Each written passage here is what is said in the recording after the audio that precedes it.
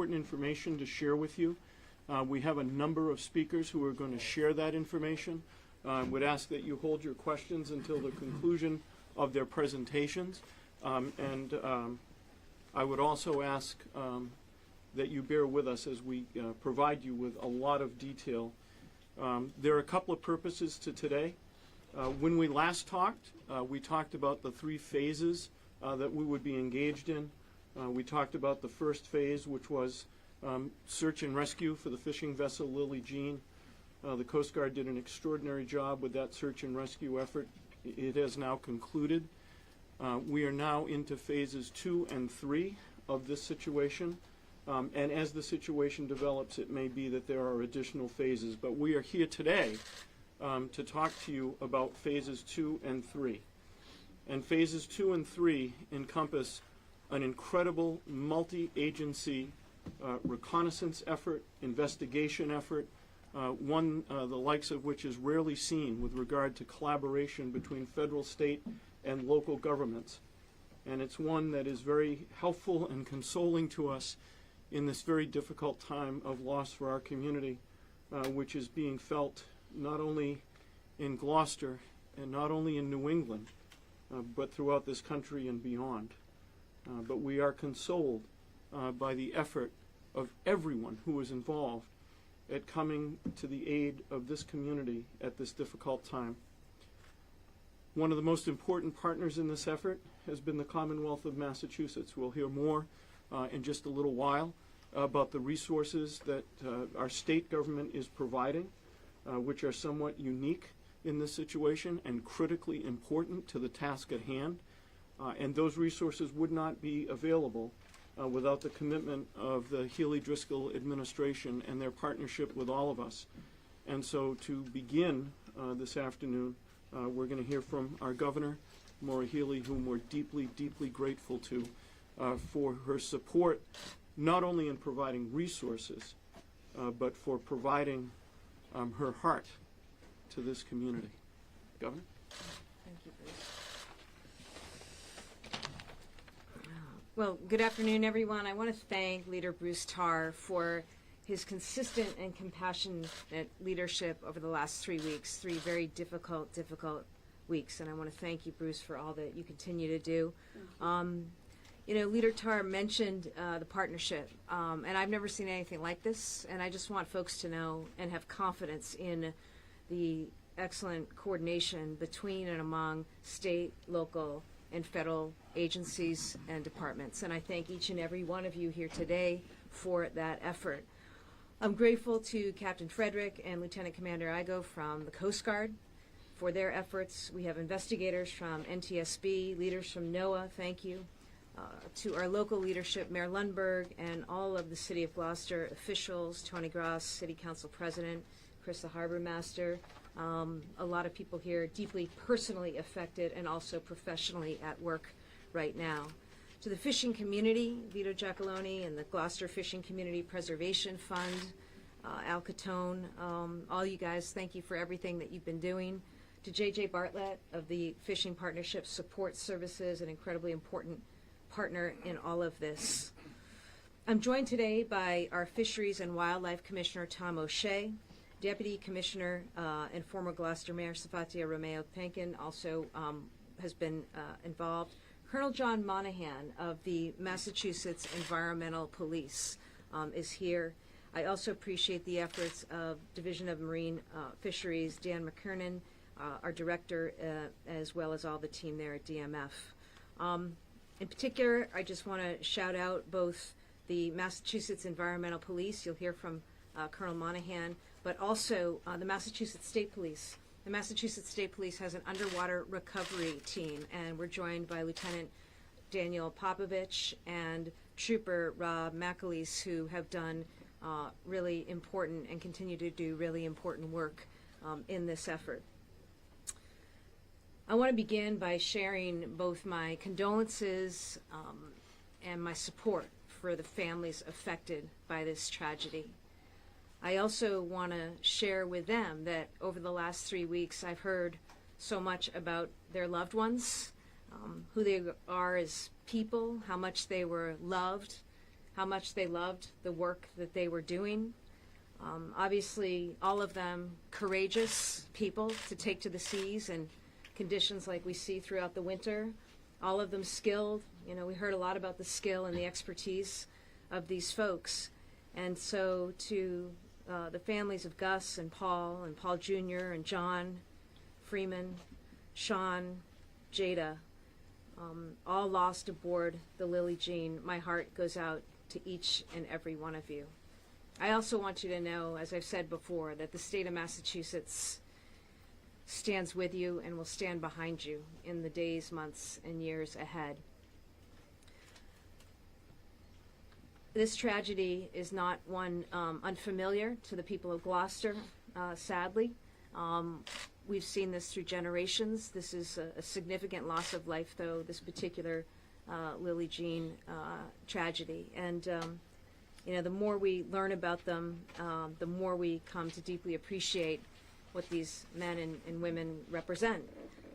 They represent the heart and the soul of the fishing community and really the state of Massachusetts. And the way we support them now is by standing with them, standing with this community, and supporting their families. To the families, I cannot begin to understand what it's like to experience the grief that you're experiencing, not only with the tragic loss and sudden loss of your loved one, but also the circumstances. And the reality right now is we have a situation where we essentially have a grave out at sea. And that is a very, very difficult situation for all of these family members. I know there are frustrations, there are questions with all of that, and we understand that. And I just want you to know that we will be clear with communication and our efforts to support you in this time. I also want you to know I've heard from people across the state. I've heard from premiers from the Eastern Canadian provinces, all extending their prayers and their love to you families and to this fishing community. So everyone here is committed to keeping everyone informed, making sure that you have what you need. As I say, federal, state, and local agencies are working hand in hand. They have been the last 3 weeks, bringing all of their expertise and technology to bear. I can tell you that MEPs, which is our environmental police, their side scan sonar team has been actively assisting with the recovery operations with equipment used to scan the ocean floor. And as I mentioned, the state police underwater recovery team has been supporting this effort since the very beginning. Again, I just want to recognize the entire fishing family and community of Gloucester.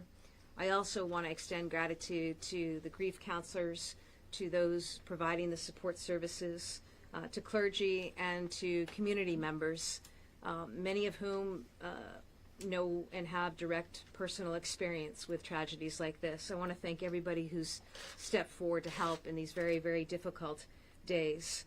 And most of all, I want families to know you have my commitment and our support and the support of the state. And the devotion that you have for your loved ones will be matched by the continued support, I promise, of all of us up here. Thank you, and I'll turn it back to Leader Tar. Thank you so much, Governor.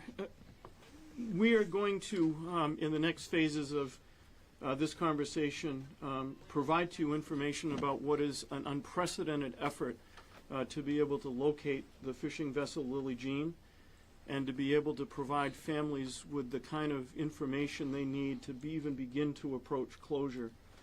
One of the most haunting things about grief with a loss at sea is the uncertainty, the not knowing, the wondering. What happened? Why did it happen? Where is the vessel?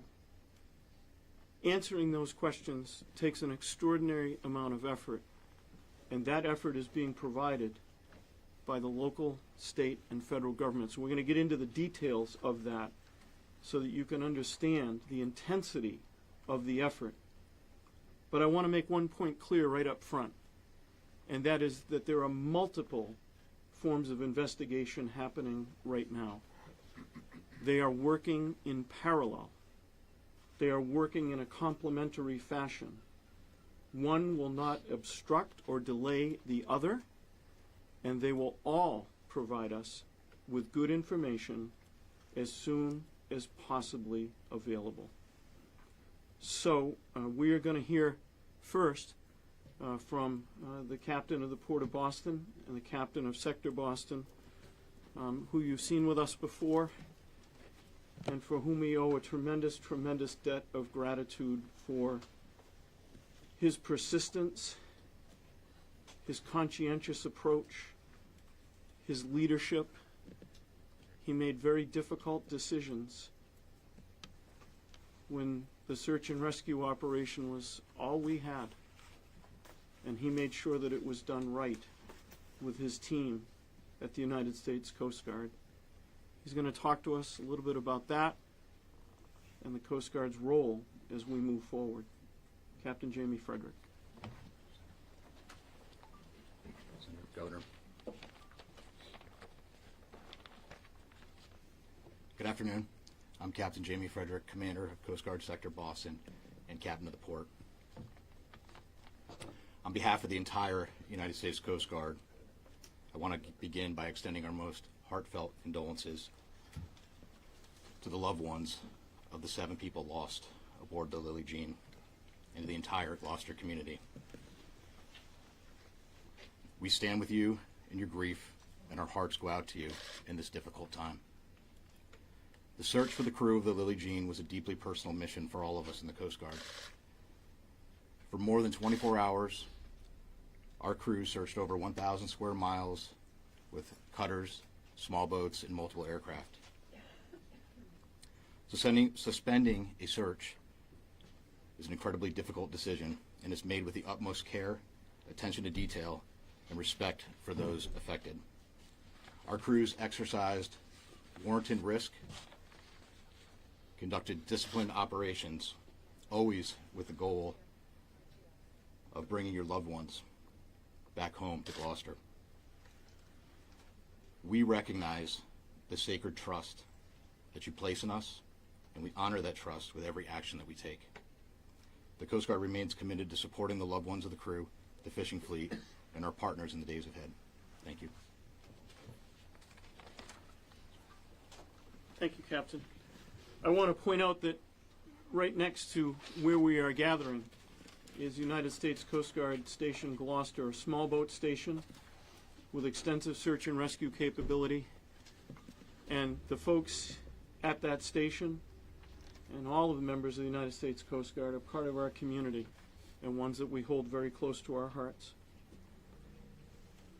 We're going to speak next about the investigation that is now underway, that is being led by the United States Coast Guard with collaboration from others, as you will hear.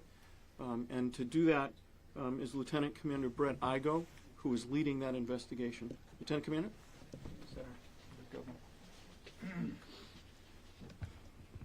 Good afternoon. I'm Lieutenant Commander Brett Igo from the Coast Guard's Northeast District in Boston. I'm the lead investigating officer for the casualty involving the Lily Jean and your loved ones who are left on board. Under the Coast Guard's authority to conduct marine casualty investigations, it is my primary responsibility to conduct an impartial and thorough investigation to determine the cause of the incident and how we can prevent it from happening again.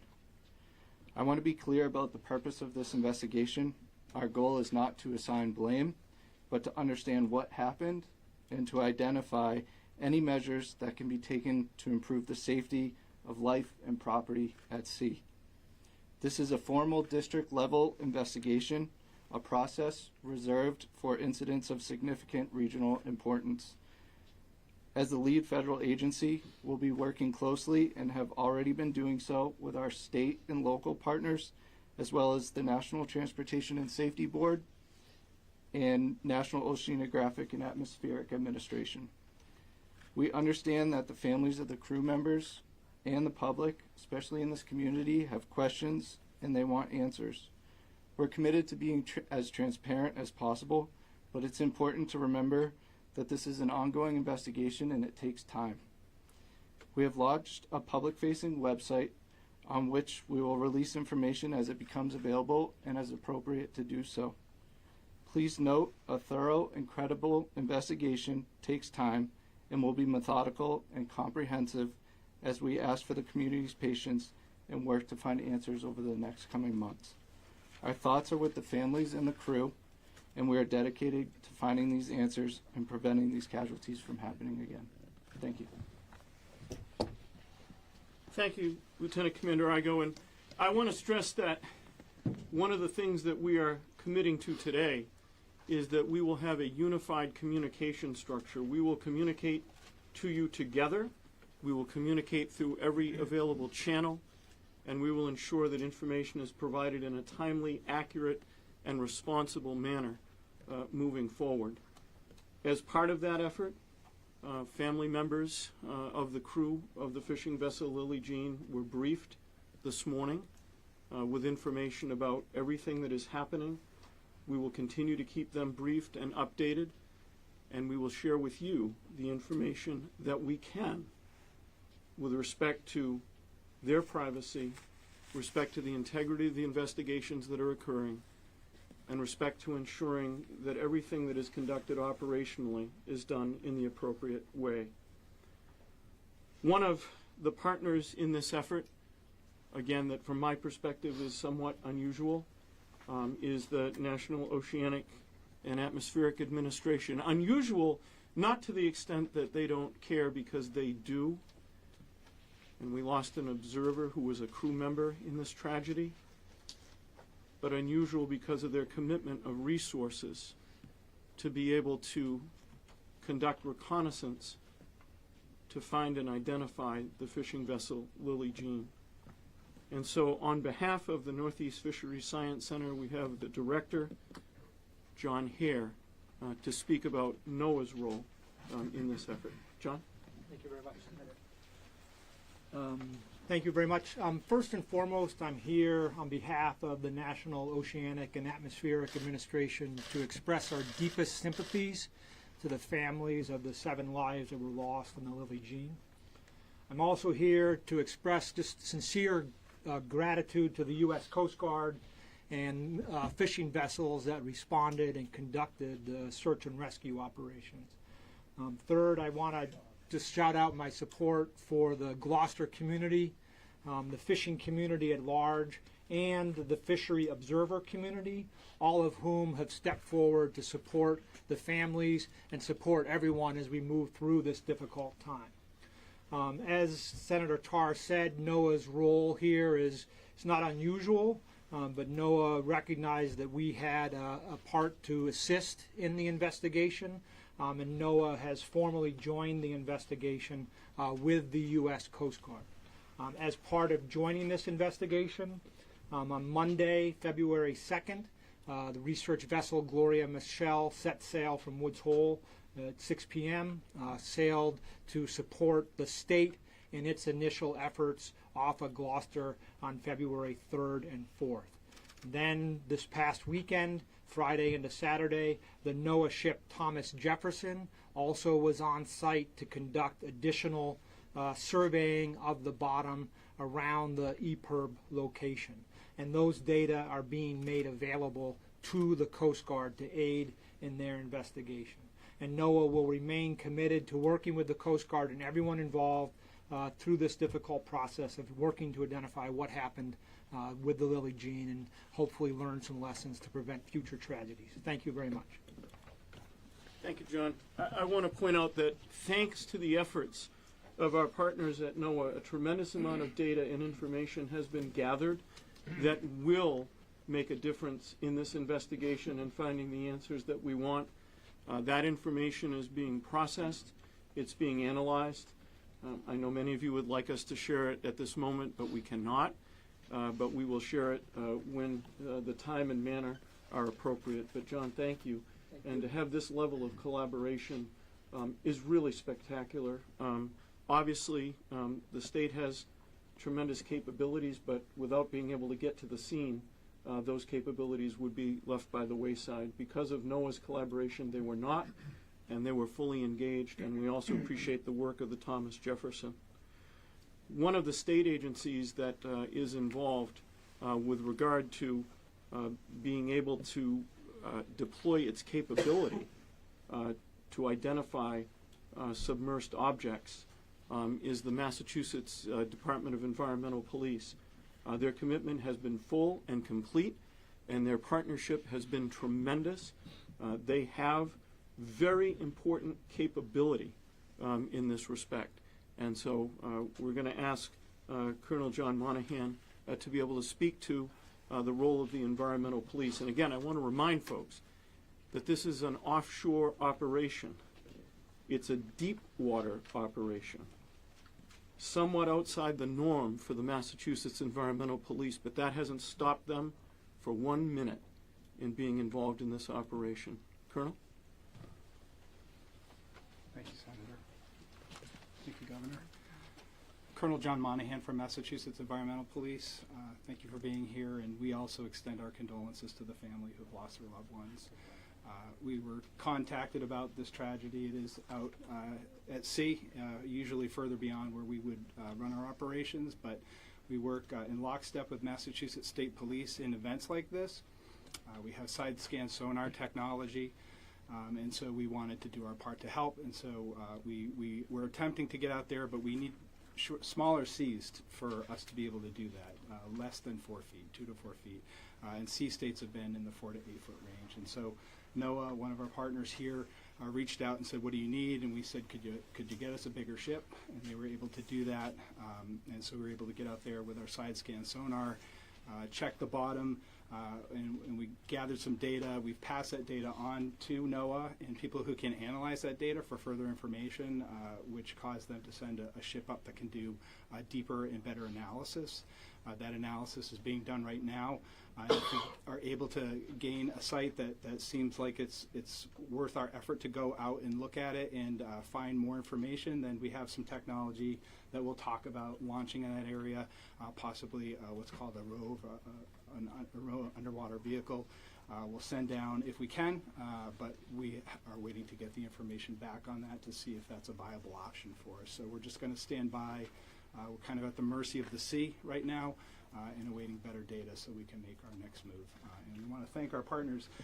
Again, they do work in parallel. Like, our information informs their work and their work informs our work, and so it's a tremendous cooperation between us, and we want to thank you for all your help and thank you for all your support. Thank you very much, Colonel, for your presence today and for your extended work. The breadth of this operation is significant, and we don't want it to be lost on anyone. We also have the collaboration and the work of the National Transportation Safety Board. They have been here in Gloucester. They have been conducting interviews. They have been putting all of the resources of that agency to work to try to help us find those answers, which are so critical for families in their time of grief, but also to marine safety moving forward. And from the NTSB, we have Marine Accident Investigator Marcel Muse. Marcel? Thanks, Senator. Thank you, Governor, for the opportunity. I'm Marcel Muse. I'm a Marine Accident Investigator with the NTSB. And on behalf of the board, I also want to extend our condolences to the friends, the families, and the community at large on this loss. I'd also like to take the opportunity to thank the first responders and the Good Samaritans that were out there searching under difficult conditions that day. The National Transportation Safety Board is an independent federal agency, and we're charged by Congress with investigating, among other things, major marine casualties such as this one. We're tasked with determining a cause or a probable cause, publishing our findings, and then where it's appropriate, issuing recommendations to improve the marine safety environment as a whole. To that end, we've joined with the Coast Guard because we have overlapping jurisdiction for these kinds of investigations. We've agreed that they will take the lead on this one, but we're assisting in collecting evidence and data. Eventually, we will produce our own independent report, which will be made publicly. Thank you. Thank you, Marcel.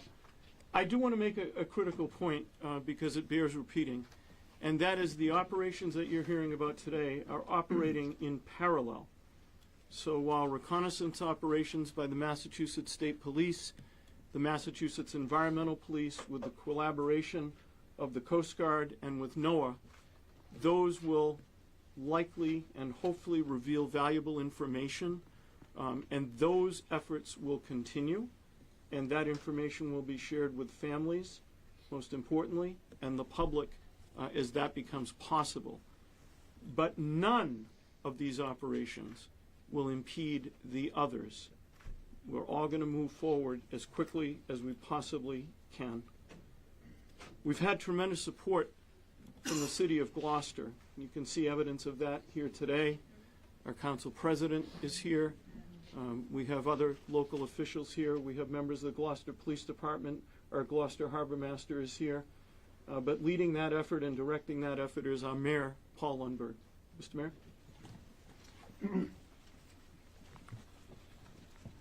First, thank you for coming, and our hearts and thoughts have always gone out to the families right from the beginning of the first notifications, and we maintain that. I'd also like to thank the governor and the senator for becoming a member of our community here. What our community needs to do is to support the families and to support the fishing industry going forward, and we will do that. To that end, as many of you may have seen, Gloucester is famous for its Man at the Wheel memorial to the fishermen lost at sea down on Stacy Boulevard. And surrounding the base of the Fisherman's Memorial statue is the cenotaph, which has the names listing of all crew members who have been lost at sea over the many hundreds of years that Gloucester has been in the fishing business. And these 7 names will be added to the cenotaph, and hopefully in time for our annual celebration at this Fisherman's Memorial of acknowledging those lost at sea and throwing the flowers and the wreaths on the outgoing tide. So that will happen probably in August. The other thing I would like to say about what the community actually does, besides having an outpouring of feelings and trying to support the families, is how do we go forward? What do we take from this? How can we make the fishing industry better? We have the world's experts here in this room behind me who are going to tell us with as much certainty as possible what happened to the Lily Jean. And from that information, we will learn how to do a better job and a safer job, and how our community can come together to support not just the loss of those individuals, but their ongoing presence in our community, because their sacrifice will have led to a safer and a better fishing industry. Thank you. Thank you, Mr. Mayor. We've talked a little bit about Phase 2. We also want to talk now a little bit about Phase 3. And that is making sure that these families are supported through this most difficult of times. You know, it's hard enough to lose a family member, a loved one. It's hard enough to have the uncertainty of not having answers about what exactly happened. It's haunting. But at the same time, there are realities of life that need to be addressed. Oftentimes, the folks that lost were the breadwinners in their family. There are a variety of needs that need to be met while they focus on healing and trying to process their grief. And we are so fortunate to have the help of the Fishermen's Partnership Support Services, who have been here providing grief counseling, providing assistance with necessary expenses, providing so many forms of support. The president of Fishermen's Partnership Support Services, J.J. Bartlett, is here now to share some thoughts. J.J.?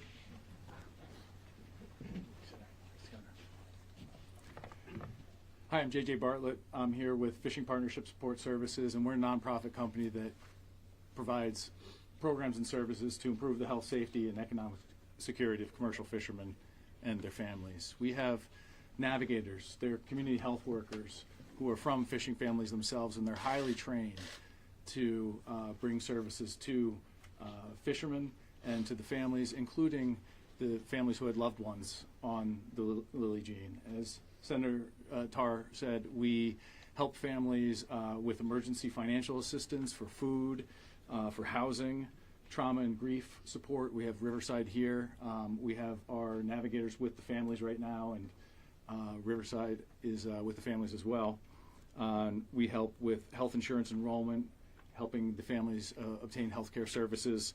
And our navigators know, because they're from the communities, they live in the communities, that the families are going to have challenges that come up today, tomorrow, and in the future. And that's why we are going to be there for the families today, tomorrow, and into the future. We're going to remain committed to ongoing communications and serving as a resource to help the families with whatever address whatever evolving needs come up for the families.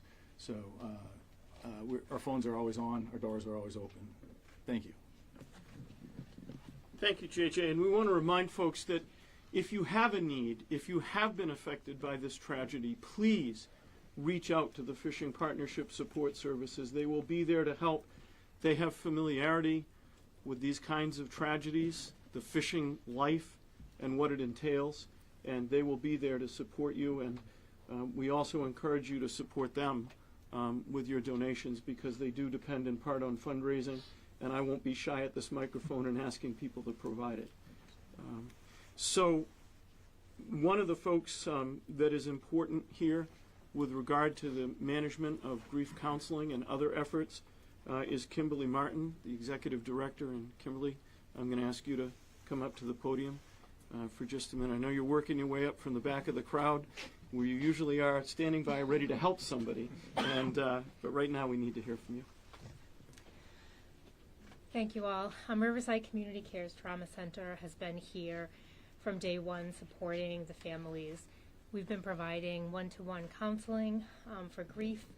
We're available for coping groups. We're going to be available for resources, and we're going to be available from here throughout the future to be able to support them through the upcoming days. There's a lot of uncertainty. There'll be waves of grief that they need to manage, and we'll be here working in partnership with the fishing partnerships to provide that support. Thank you. Thank you for all of your efforts. The grief counselors have put in countless hours and are really making a difference in the lives of these family members, and we're deeply appreciative of it. I want to remind folks that as we deal with the burden of this tragedy and the grief that comes with it,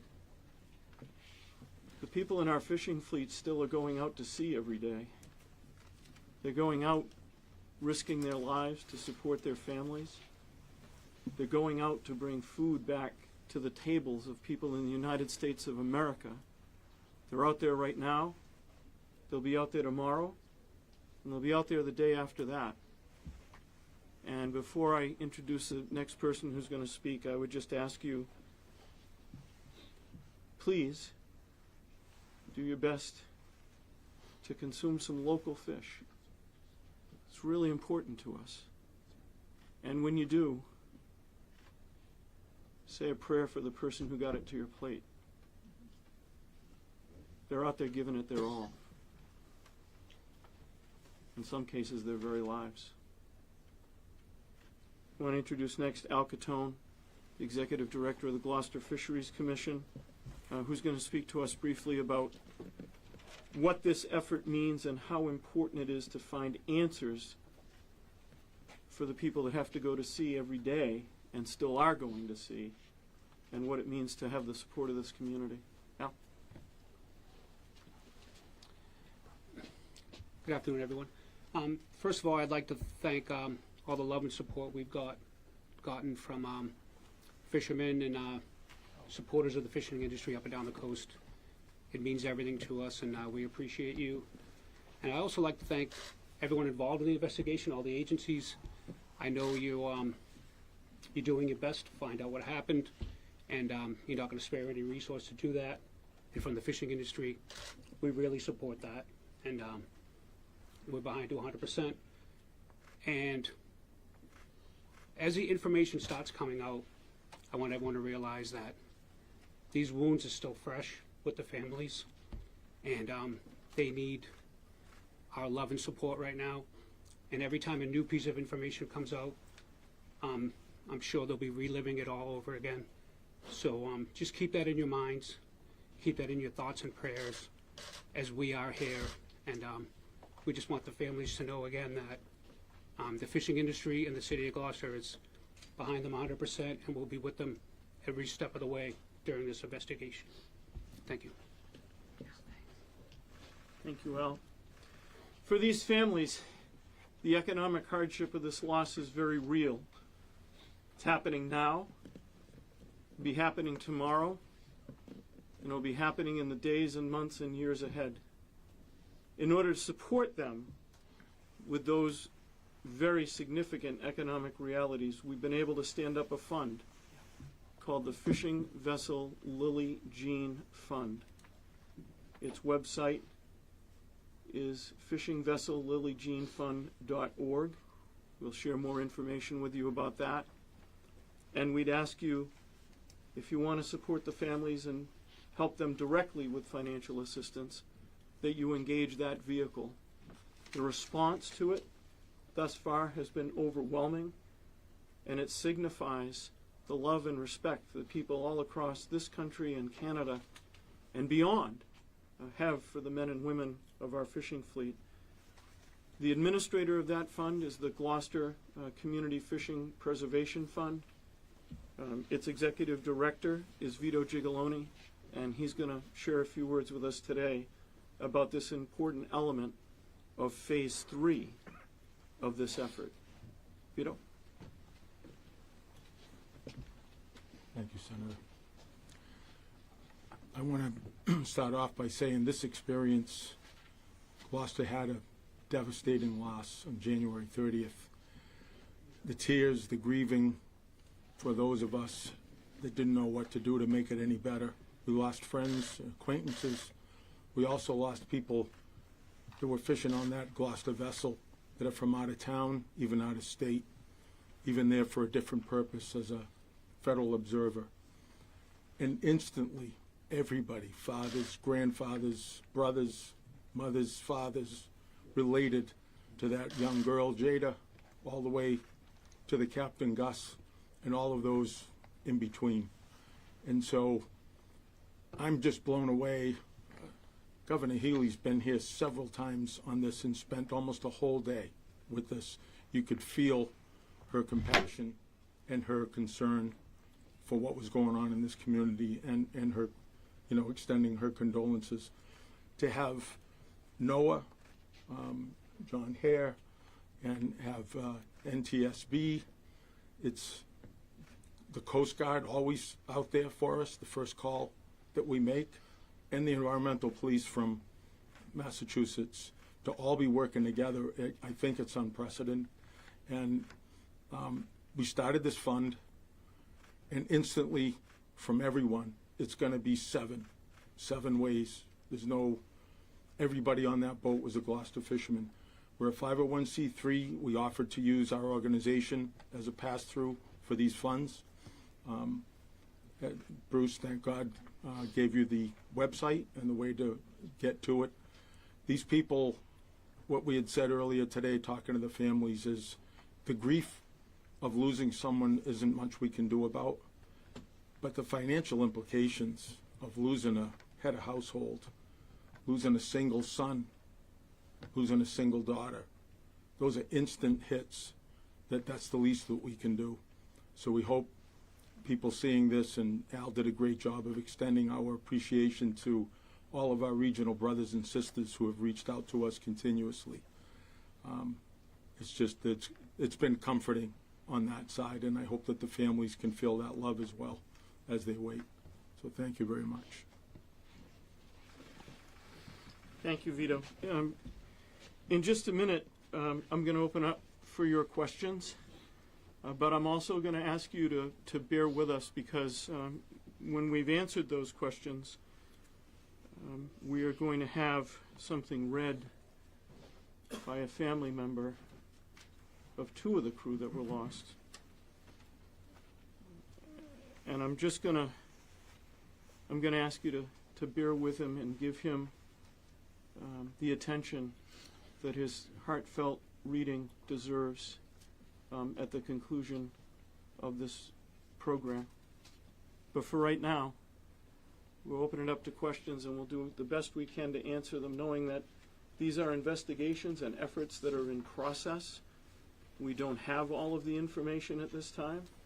We might not provide you or be able to provide you with all the answers that you'd like. But you being here and communicating what's happening is important to us, and we respect that. And we want to provide you with whatever we can now and in the days ahead. So let's open it up for questions. Bruce, I John? wanted to ask, this is my first time covering this, so forgive me if I'm going over things, but as for what happened to Lily Dean, I understand the investigation is underway. There was talk of a debris field and a recovery of one body. Can someone explain to us what has been found? Sure. Do you have a better idea now than you did 3 weeks ago about what happened to Lily Jean? So I'm going to turn to Captain Frederick for that answer. Also, the operations commander for that certain rescue operation, Captain Jones, is here with us as well, and he may be able to answer that. But I will tell you that a debris field was found. A life raft was found. It was unoccupied. An emergency positioning radio beacon had been activated, but that can be activated by hydrostatic release rather than a person activating it. That debris field was followed. It's an important part of a search and rescue operation because it gives you a sense of where the vessel might have gone down, and you follow that debris field as part of developing the search grid because it moves with tide and current. And at that point, I'm at the end of what I can responsibly say, so I'm going to turn to Captain Frederick. Thanks, Senator. So the Senator was correct. When the helicopter arrived on scene, they found a debris field. I would say the debris field was consistent with things that would float off of the deck of a fishing vessel if it were to sink, and not. It wasn't a debris field like something catastrophic had happened to the hull. We found a life raft that had deployed with no one in it, and then of course one person who was not in a survival suit. And I think the Senator brings up a valuable point in terms of, there's something called datum, and it's the most probable location of a search object adjusted for movement over time. And because we had that debris field, and then we were able to put an additional buoy in the water which tracks current and movement, it gave us a really good search area. So we were very, very confident with the search area that we had. And of course, we were fighting some pretty harsh conditions. Most notably, it was the air temperature, the water temperature, and then there was some freezing spray that was out there as well. But we're very confident that we were able to search the area for about, it was roughly 27 hours. And unfortunately, we didn't find any additional people. How far away is offshore is that debris field, and do you think the Lily Jean is still intact? You just have to find it? Yeah, well, the debris field is approximately 20 miles, was about 20 miles offshore. I don't know. I mean, that's part of what the investigation team is going to be looking at, but and we hope that those are answers that we'll be able to find in the near term. What about the effort to recover remains? Is that ongoing, or has that ended? So I think the Senator mentioned it, and there's kind of two efforts happening in parallel. As a matter of policy, the United States Coast Guard does not conduct recovery operations. We don't have the capability or the expertise to do so, but there are other agencies that do have that expertise and capability, and we're working closely with them. But the first part of that is locating the vessel, and that's what we're working on. Would the sonar just find the vessel? What else would it find? And then what would an ROV be able to bring to this data collection process? Yeah, so I would, so the side scan sonar sure could find anomalies, which could be the vessel. But I would actually turn to Noah if any additional, do you want to answer that one, sir? Sure. Just to be clear, it was the State Department of Environmental Protection, or police, that owned the side scan sonar and collected the data, collected from a NOAA vessel and then processed by NOAA and university experts. So it's you're mapping the bottom. So you think about looking like take a map out of an atlas, and you're looking at that map, and it's going to be a map of elevation. And so you're going to, the idea is that you would be able to detect something on the bottom that's sort of different than the topography around that area. So there was the side scan sonar, which was done on February 4th, and then the NOAA ship Thomas Jefferson went back to similar area, did a larger search area with a more advanced acoustic system called multi-beam. And those data are being provided to the Coast Guard to aid in the investigation. But then, as Senator Tarr said, 2 parallel tracks. That information is also going to be used to inform future efforts to identify the location of the Lily Jean. John, how deep is the ocean in that area, and how confident are you that you will eventually find the wreckage? The second one, you can never be confident, but you can be hopeful. So hopeful that we'll be able to find it. In terms of depth, it's around 330 feet, 90 to 100 meters. If you find the wreck, will there be efforts to try and bring things back to the surface? So that's not mine to answer. I'll turn it back over to Senator Tarr. So thank you, John. And before I answer that question, Matt, I just I want to turn to Colonel Monahan to just explain the environmental police capability, right? And it's important to understand the distinction. So sonar gives us a signature and a topographical image, contours, things of that nature. The ROV presents us with photographic, we hope, evidence. But for that photographic evidence to be accurate and usable, the sea conditions need to be very, very calm. Because if you don't get them, then the pictures get distorted and they actually can provide more disinformation than they can provide information. But I want to turn to Colonel Monahan, whose team has been operating the ROV, to explain that a little bit further, and then I'll get you a question. Okay. So our side scan sonar team went out and scanned the area because they were able to provide us a good place to look, and that data was passed up to NOAA for analyzation. That informed them sending another ship in to do a better look at the area with more detail. That is still being analyzed. So once we get that data back, we will then meet and talk about what makes sense next. So the ROV is something that we would send down to look. It's small. Ours is not large. Just to look and see, is this or is this not what we think it is, right? And to be able to make a positive identification. But in order to do that, because it's on a tether, we have to have comm seas, and so that's what we're waiting for, is a weather window and the appropriate data. And also working with our partners to say, is this data useful to you? And for the accident, and then recovery efforts, which is not our purview. We do not do the recovery part. We're simply kind of technical experts in this area in helping to find things. We would be similar to the Coast Guard if somebody went off. There was what they call a pon or some sort of an emergency. We would respond to that as well. We did not respond to this because our boats are not capable of doing that in the higher seas that far out. So our role in this has been to just collect data, pass that data up for analyzation, and then once it's analyzed, then we look at next steps, and that's where we're kind of sitting right in that spot. What do we do next? What's the most appropriate thing? We want to do it based on good data so that we don't get ourselves in any sort of trouble, our situation that we can't get out of. We don't want it to get tangled up in anything, that sort of stuff. But to be clear, so far the data is indicating that you have found the Lily Jean? Well, there's a lot of anomalies on the bottom of the ocean, right? And so what they're doing is they're taking the scans and sending them up and comparing them to essentially topographical maps of the ocean's floor to say, was this here before when we did this? And if we can identify those spots that it looks like something different, then those are the areas we want to check, right? But we don't have that data back just yet, or at least we want to narrow it down. And the ROV is capable of going down 300 feet, 350 feet? Yes, it is. I do want to note, because the work that Massachusetts Environmental Police and the State Police Marine Unit and the underwater recovery teams have done in coordination with everyone else has been tremendous. It's not the first time that environmental police or the underwater recovery team have been deployed to go down.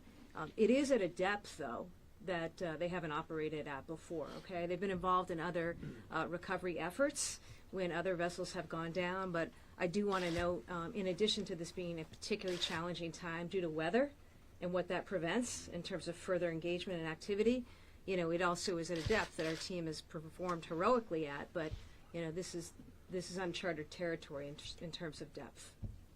Can we get, sorry, the range of depth that we're working with here? Exactly how deep are we So, talking? so I'll answer that in my response to Matt. I think the governor covered a lot of it well. First of all, we're talking about a depth of somewhere between 350 and 400 feet. So we're talking about significant depth. We're also talking about water temperatures that are relatively cold, which means if a person is in those waters, whether they're equipped in a scuba suit or not, there are risks of hypothermia and muscle fatigue and other kinds of attendant things. With regard to your question, Matt, the issue of body recovery is going to be one of the most difficult challenges that we are all going to have to work together. And I'm going to give you the most honest answer that I can. And it's not going to be everything, because I don't have everything. But I will tell you that a 300-plus foot dive into a vessel, potentially into confined space, could itself be life-threatening. That is going to have to be a decision that is made when we're able to assess situational conditions, capabilities, which presently no one in the front of this room has, and importantly as well, with a conversation with the families. You know, Vito mentioned right now, this is a gravesite. And as well as a scene to be investigated, it's also a place that is sacred and to be honored. And so there are a lot of considerations that are going to go into this. And what we can tell you today is that you do have the best team in the world looking at these conditions, hoping to identify this vessel, hoping to understand the condition that itself is in, understanding the environment that it's in, understanding whether there's gear around it that could entangle a diver or an ROV, understanding its stability on the bottom, understanding what position it's in on the bottom. All of those things need to go into any responsible conversation about whether a body is to be recovered from this vessel, about whether the vessel is to be raised, about how those things are going to be treated. But the one thing that's important is the amount of expertise that is involved here gives us a high degree of confidence that those decisions will be thoroughly analyzed, responsibly made, defensible to everyone who is concerned, and hopefully will be the fairest and best thing that we can do for the families. This has got to go one step at a time. And to try to accelerate beyond that would be irresponsible. And I'll add editorial for anyone who's out there trying to speculate about that. I would encourage them not to do it. And I would encourage all of you not to give them a platform to do it. Are you hearing from the families about, one has said they're okay with them remaining together. Are you hearing that as a consensus or just... So, Gail, we're in conversations with the families about that. I think right now it's fair to say that those conversations are being held in confidence, and I do not want to breach that confidence. But you could logically assume that one of the most important questions that families have is about the recovery of their loved ones or the treatment of their loved ones in this place where they now are. Those conversations will continue with the confidence and the sensitivity that they deserve, but I can confirm for you that those concerns have been raised and they are being discussed. How would finding the vessel improve our understanding about what happened? And is there something like a black box or something similar on a vessel like this that might give us some more data about what might have happened here? On a commercial fishing vessel of this size, there is no black box or information recorder. However, there is a tremendous amount to be learned here. And one of the other important things that we need to figure out is why this happened. This was an experienced captain who was a good personal friend of mine and many of us. He didn't take risks. He didn't spare expense on maintenance or technology. He was in a fishing family. He was in a solid steel-hulled vessel. Why did it happen? we need to find out. And how it will make things safer is if we can find out what happened. If, then there are likely to be lessons that can be learned here. And I won't get into all of the possibilities of that. But whenever something happens like this, that's unexpected and doesn't make sense, it is an inevitable conclusion that if we can find out information about what happened, we will learn from it. As was mentioned by Marcel, there are likely to be recommendations about how to prevent something like this from happening again. But I want to remind folks that once again through this tragedy we were reminded that none of us is more powerful than the ocean and nature. What we can hope to do for those that come after this tragedy is improve the odds to the greatest extent we can, that we all won't have to be in a room together having this discussion. The Bruce weather was not a factor at all? No, John, I would not say that at all. It's been indicated by the folks that were on scene conducting the search and rescue. And one thing that we haven't touched a lot upon, they had one of the most dangerous conditions at sea, which is freezing spray. And freezing spray, John, causes ice to accumulate on the vessel and on its superstructure. And the fishermen who are here, Vito and Al, will tell you that that's one of the things that you have to be constantly mindful of, to try to smash that ice and to dissipate it. And the reason that that's important, and I'm not a marine engineer, but the additional weight of that ice can affect the stability of the vessel, which is why it's one of the things that these guys are constantly mindful of when they're at sea in these conditions. And in fact, I'm going to tell you this because it needs to be said, and they wouldn't tell you this, but Captain Jones, Captain Frederick, they directed a search operation, John, that did not cease for a significant period of time, with vessels taking that frozen spray, getting battered by it. The 87-foot patrol boat was out all night at the direction of Captain Frederick and Captain Jones, because, as Captain Frederick mentioned, that was, I think he used the term justifiable risk or a warranted risk. John, there was risk in this. And the people of the United States Coast Guard took that risk in the hope to get a different result than the one that we got. But I don't think there's any fisherman that would ever tell you that weather isn't ever a factor, right? So the sea state was significant. It varied. The wind conditions were concerning. And the freezing spray was something very concerning in this situation. Do we know the seas and the wind at that time? Do you guys have that data info? So that situational information will be available at some point from the Coast Guard. I don't know if Lieutenant Commander Igo or Captain Frederick or Captain Jones I'm happy to speak to provide it. Please. Well, from a search and rescue standpoint, when our, excuse me, the 87-foot patrol boat, I mean, they were experiencing 8 to 10-foot seas, freezing spray, winds up to 30 knots. You know, we would consider that heavy weather, and then you add the freezing spray to it, and it makes it uniquely dangerous, as the Senator said.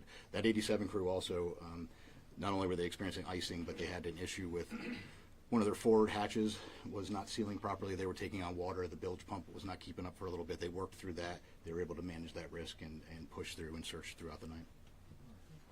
Is there a window of opportunity? I know we have a storm, storms coming all weekend long. Yep. But beyond that, are you guys seeing any kind of window of weather opportunity where the seas are getting lessened, or are we really looking at, weeks before you're going to get a chance to get that equipment down there? So before I turn it over to others who are more qualified than I to answer that, I will say this. There is no prescribed time. When the right conditions present, the folks that are involved here will be ready to mobilize. This is not a situation where they're saying we can't do this till spring, we can't do this until summer. They are watching the weather very carefully. Obviously we have NOAA involved, who is very attuned to the weather. They will be watching for the right time, and when the right time presents, they will go. And I'll defer to anyone else who'd like to add to that. What new insight or information have you gathered during this past few weeks that you did not know, say, 2 days after the sinking? I'm going to say that we were reminded of things. We were reminded of the fact that every time a vessel leaves this port, a family waits for its return, knowing that it may never happen. We were reminded of their courage and their strength. We're reminded of the 400-plus year legacy of this port, where people have been doing that and writing parts of the history of the United States of America that we're very proud of. We were reminded that right next door, 24 hours a day, 7 days a week, they're the men and women of the United States Coast Guard who are ready to go and put themselves into peril as they did in this situation. We were reminded that despite having the best technology, the best skill, the best experience, that something can still go wrong at sea. We're reminded that we're blessed to have a community where we all support each other and we have faith in each other. And we were reminded that the history and the legacy of this port is one that has been, in many ways, forged by the character of the community from enduring loss, but strengthened by the resilience of enduring that loss.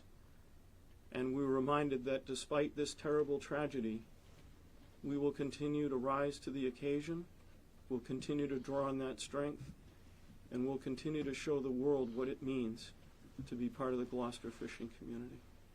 How large is the grid that's being searched with sonar right now? So I'm going to defer to, I think, probably John, and then that'll be the last question. So. Thank you very much. The search is over. We're using the Thomas Jefferson with 20 square kilometers. I don't have that in miles. I apologize. What's the timeline on the analysis? Any other, the best you can, this will take time. So again, I'll let John explain that because it's his agency that's conducting the analysis. But I would say it's on an as-you-go basis. So information has been provided. It's being analyzed. As more information comes, it will be analyzed. The turnaround time for that, I do not believe is very long, John, but I'd rather have folks hear it from you than me. Thank you very much, Senator. On the side scan sonar that was collected by the state, those data have been analyzed and have been turned over to the Coast Guard. On the multi-beam data collected by the Thomas Jefferson, those data are actively being analyzed, and we expect to turn it over to the Coast Guard, imminently. So we thank you for your patience. We're happy to answer any questions later, but we do need to wrap this up. And again, I want to say thank you to all of you for helping us to tell this story, to let people know how they can help, and to let them know the heartening story of the collaboration that's happening here between levels of government, which is exactly what I think our country needs right now. I'm going to close by reminding everybody that at the forefront of this effort have been and will always be the crew members and their families. Gus Sanfilippo, Paul Beal Sr., Paul Beal Jr., John Rusinides, Freeman Short, Sean Terrian, and Jada Samet. And one of the relatives of Paul Beal Sr., his brother, and Paul Beal Jr., has something he'd like to share with us, and I'd ask you to give him your full attention. And he will read what he has to say, and then we'll close this program. Ricky Beal, ladies and gentlemen.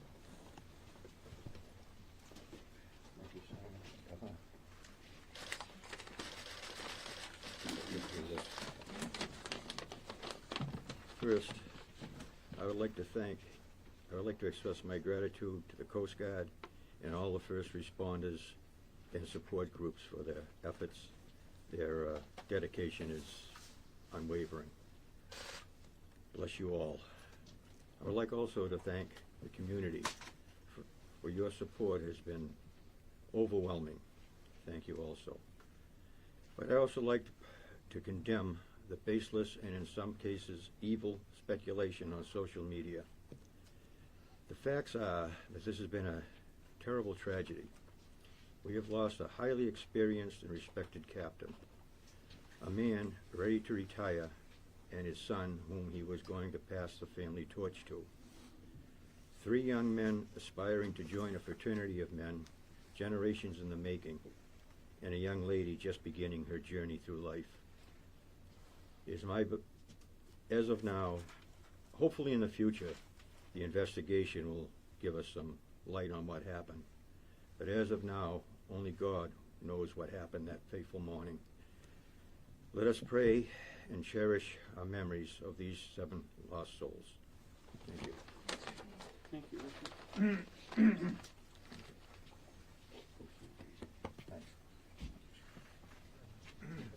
And with that, we'll wrap this up.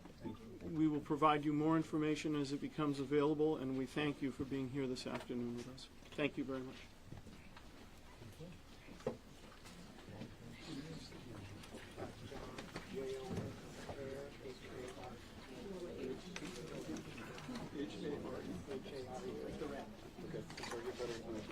Director of the Northeast Fisheries.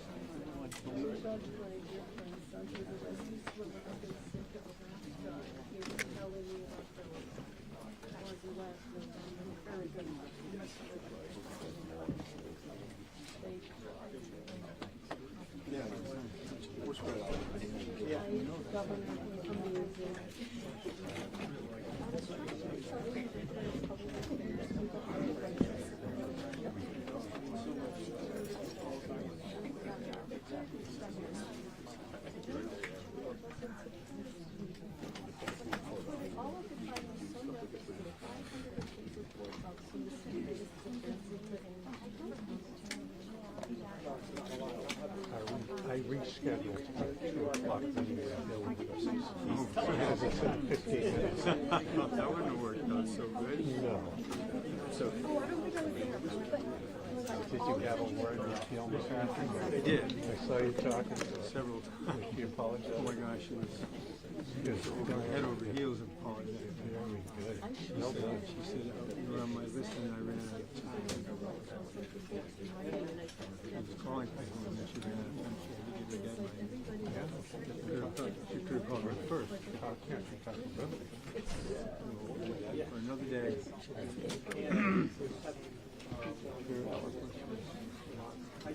Is this Rachel? Oh, I know. I have her.